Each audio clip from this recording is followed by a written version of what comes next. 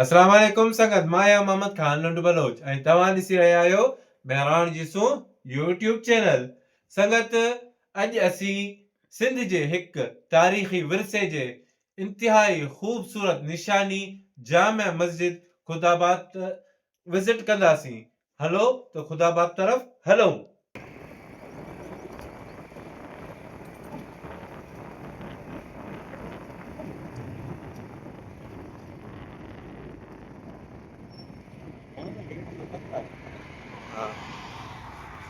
अच्छा दोस्तों, असां ख़ुदाबाद मस्जिद पहुची विया आहियूं त हलूं मस्जिद जे अंदरि तव्हांखे ॾेखारियूं मस्जिद जो नज़ारा।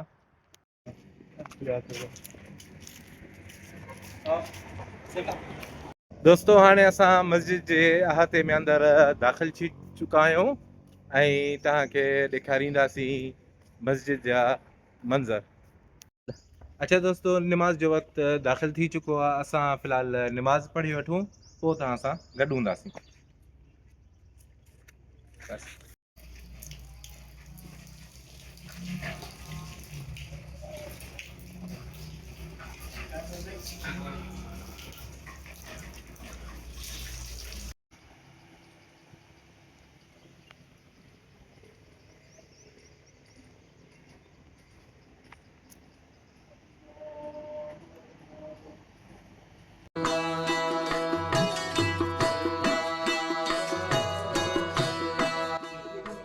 Restoration work of Khudabad Masjid is in progress. Khudabad Masjid जे बहाली जो कम अञा जारी आहे।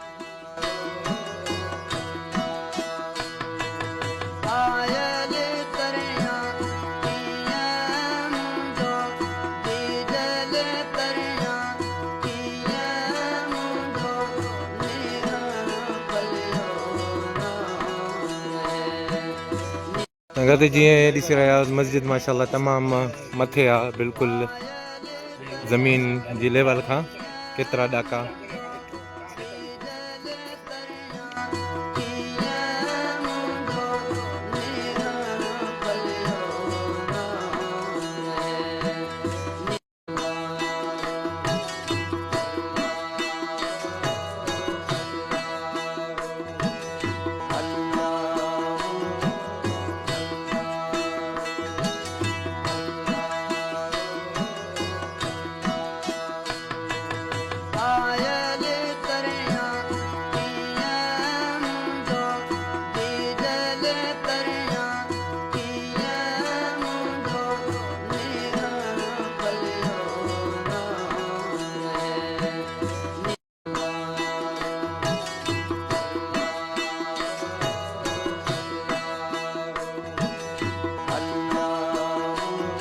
जामिया मस्जिद ख़ुदाबाद सिंध जे अहम हिकु तारीख़ी मज़हबी ऐं सक़ाफ़ती विरसनि मां हिकु आहे, जंहिंखे ॾिसण लाइ मुल्क जे मुख़्तलिफ़ इलाइक़नि मां सियाह अचनि था।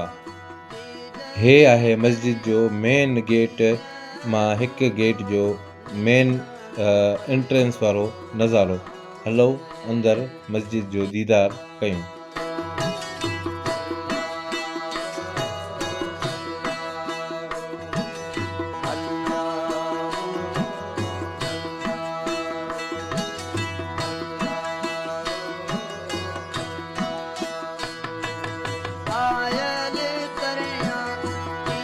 ही मस्जिद पंहिंजे शानदार काशीकारी, रंगीन टाइलनि, ख़ूबसूरत गुलकारी ऐं इस्लामी ख़ताती जे करे सॼी सिंध में मशहूरु आहे ऐं मस्जिद जे भितियुनि ऐं महराबनि ते ठहियल नक्शनुगार कलोड़ा दौर जे फ़न तामीर जा बहितरीन नज़ारा आहिनि। ही जामिया मस्जिद ख़ुदाबाद न रुगो इबादत लाइ इस्तेमालु थींदी हुई, पर हिते तालीम ऐं तरबियत जा कम पिणु थींदा हुआ।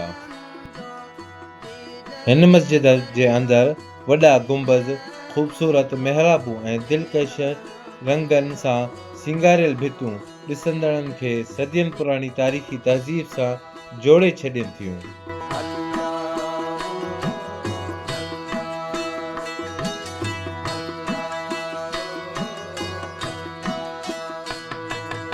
जीअं त साईं वेठो आहे इमाम मस्जिद जामिया मस्जिद ख़ुदाबाद, साईं खां पुछा था कयूं त जामे मस्जिद जी थोरो कुझु हिस्ट्री ॿुधाए असांखे। साईं हिनमहिल असां मौजूदु आहियूं जामिया मस्जिद बादशाही ख़ुदाबाद मस्जिद में। हीअ जेका जामिया बादशाही मस्जिद ख़ुदाबाद आहे इहा आहे कलोड़नि जे दौर जी। मियां यार कलोड़ जे पंहिंजे दौर में हीअ जेका तामीर कराई। यार मोहम्मद कलोड़ो जेको वक़्त जो हिकु बादशाह हुकुमरान थी रहियो आहे, उहो तक़रीबन सन 1700 में कलोड़नि जे दौर जी माना हुकूमत आई। 1700 में हिननि जी हुकूमत आई। पोइ 1701 में हिननि हिन मस्जिद जो बुनियादु रखियो। 1701 खां पोइ हिन जो यको कमु हलंदो रहियो। 1718 ताईं माना हीअ मुसलसिल मस्जिद क्लियर थी वई, माना 18 सालनि में। इन करे हिनमहिल जेको इन मस्जिद खे जेतिरो टाइम थी चुको आहे, हिनमहिल माना उन हिसाब सां जेकॾहिं असां हलंदासीं, छा करे असां त नंढी उमिरि जा आहियूं। घणा माण्हू सुवाल कंदा आहिनि त वाह हिनखे कीअं ख़बर पई, कहिड़े हिसाब सां। त तव्हांखे ख़बर आहे त अॼुकल्ह मोबाइल सिस्टम अची विया, उन में हर शइ साफ़ माना ज़ाहिर क्लियर आहे।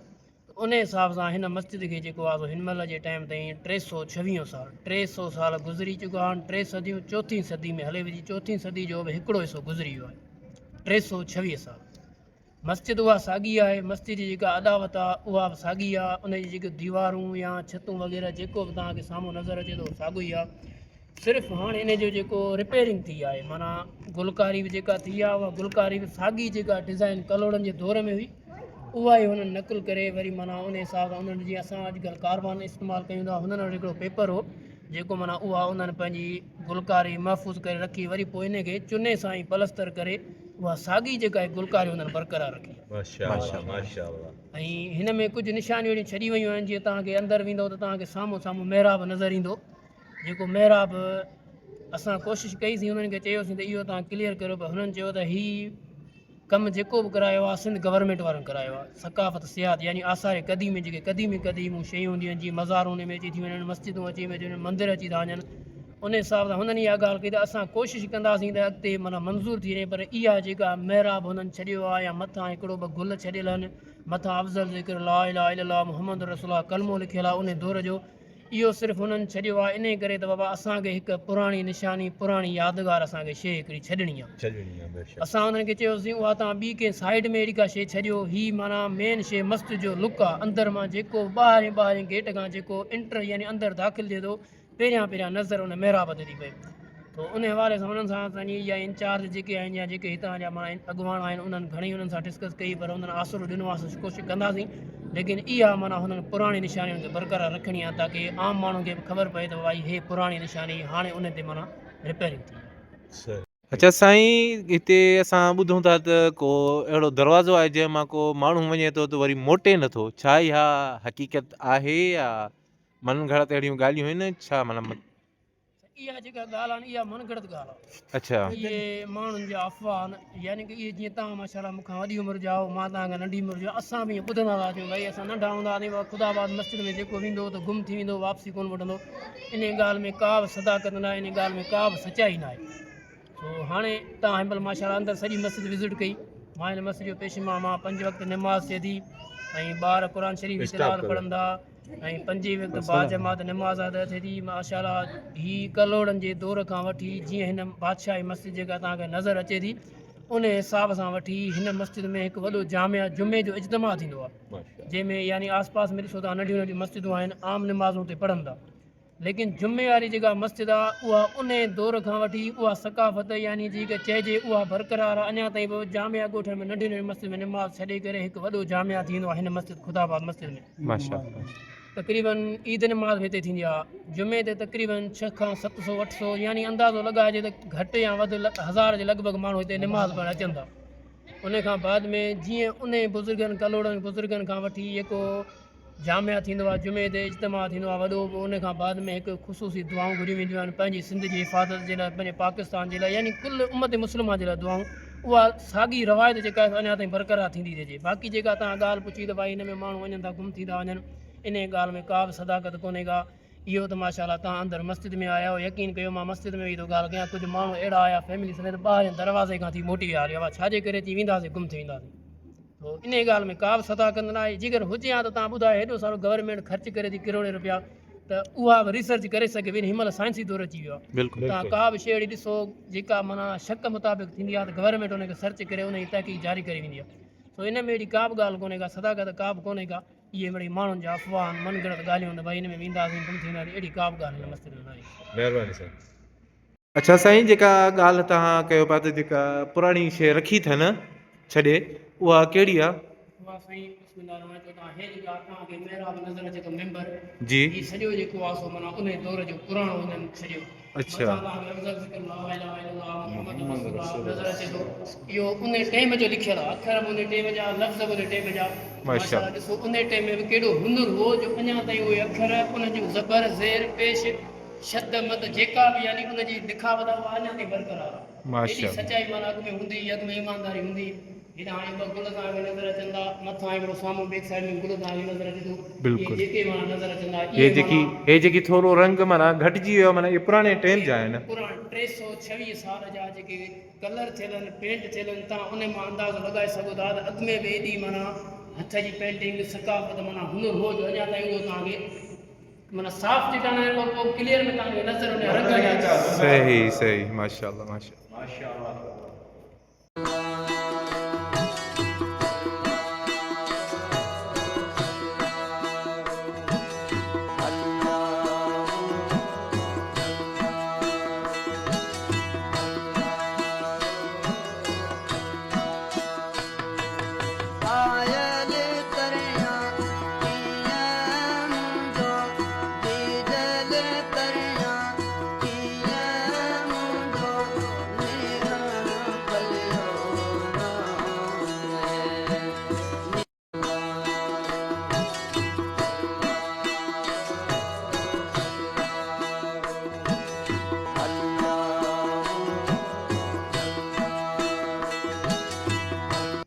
अच्छा दोस्तो, असां हाणे साईं खां थोरो इजाज़त वठंदासीं, कोशिशि कंदासीं दादू तरफ़ वञूं, छो त मौसम ॾिसो पिया त काफ़ी मटिजी चुकी आहे, मींहं जी मौसम लॻी पई आहे। मूंखे लॻे थो त ओथर या अंधारी मींहं थी सघे थो। थोरो हेॾे ॾेखार से कैमरा जी अख में तव्हांखे नज़र अची रहिया, पर वाज़े क्लियर न ईंदो। सही आहे, ओके। माशाअल्लाह, मस्जिद जे आउटसाइड खां तक़रीबन जेको पार्क ठाहियो अथनि तमामु ख़ूबसूरत अंदाज़ में, माशाअल्लाह मस्जिद जी लुक खे बाक़ाइदे खयो बीठो आहे।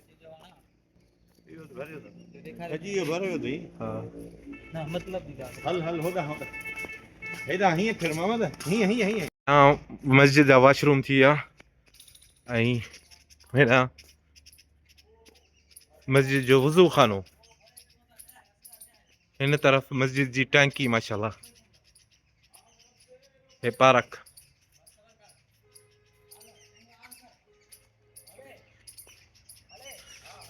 ऐं हे अथव असांजो सैफला लुंड दोस्त, टिकटॉक जे लाइ टिकटॉक थो भरायो। माशाअल्लाह माशाअल्लाह।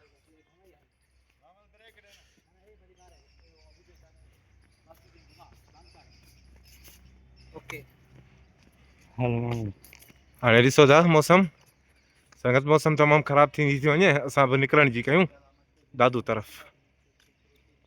अच्छा दोस्तो, असां हाणे निकिरूं था मस्जिद जे अहाते खां काफ़ी ॿाहिरि रोड तरफ़। हे मस्जिद माना दादू खां सेवण टू कराची रोड जे माना दादू खां तक़रीबन 11 खां 12 किलोमीटर जनूब तरफ़ आहे। सेवण टू कराची रोड, माना सॉरी दादू सेवण टू कराची रोड जेको आहे, हे यूसी खुदाबाद। तूफ़ान अची रहियो आहे, तूफ़ान 2-3 दफ़ा ॿुधायोसीं था। ये जी ॾिसो था, हे मेन हाईवे सां बिल्कुलु लॻो गॾु ई मुक़ीम आहे इहा मस्जिद।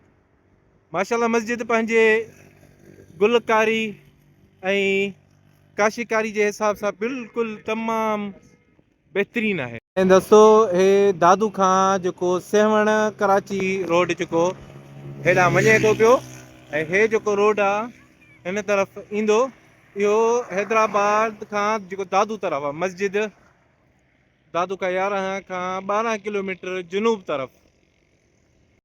संगत जीअं मस्जिद खां असां निकितासीं, जिते असां गाॾी पंहिंजी बिहारीसीं साइकिल मोटर कंहिं होटल ते, बसि हिते पहुतासीं त पहुचण सां ई असांखे अंधारी बि अची वई। ॾिसो था हाणे कोशिशि कयूं था त दादू तरफ़ वञूं अलाह ख़ैर कंदो इंशाल्लाह ख़ैर सां पहुची वेंदासीं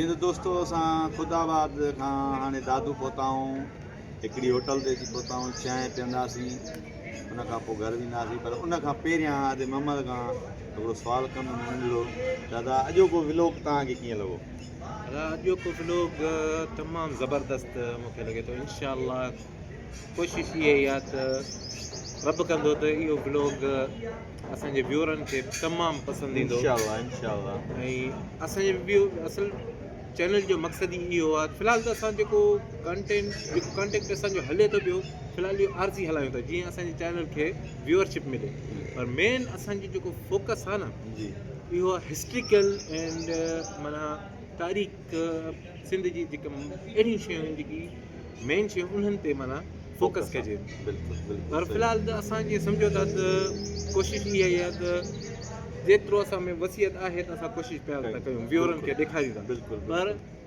असांजो बि अर्ज़ु इहो आहे त माना व्यूअरनि खां त असांजे चैनल खे सब्सक्राइब करनि लाइक कनि शेयर कनि जीअं असांजो चैनल अॻिते वधे त जीअं कोशिशि कयूं त असां बि वधीक व्यूअरनि जे लाइ कुझु वधीक ख़ासि अहिड़ियूं शयूं ॾेखारियूं जेके व्यूअरनि खे बि माना ॾिसण में बि मज़ो अचे लुत्फ़ अचे बिल्कुलु मेन असांजे व्लॉग जो इहो ई मक़सदु आहे असांजो मक़सदु इहो आहे त माना सिंध जूं हिस्ट्रिकल या अहिड़ियूं शयूं ॾेखारियूं जेकी क़दीमी बल्कि काफ़ी शयूं जेकी सिंध जी बिल्कुलु सूंह माना बिल्कुलु जीअं ॾिसो था त काफ़ी अहिड़ा व्लॉगर आहिनि जेकी माना जुनूब जे तरफ़ या वञनि था या त जीअं इस्लामाबाद खां मथे नारायण कागान वग़ैरह इन्हनि इलाइक़नि में वीडियोज़ माना भरनि था पिया पर सिंध जे लेवल जे हिसाब सां घटि आहिनि तमामु घटि असांजी इहा ई कोशिशि आहे त असां पंहिंजी सिंध खे प्रमोट कयूं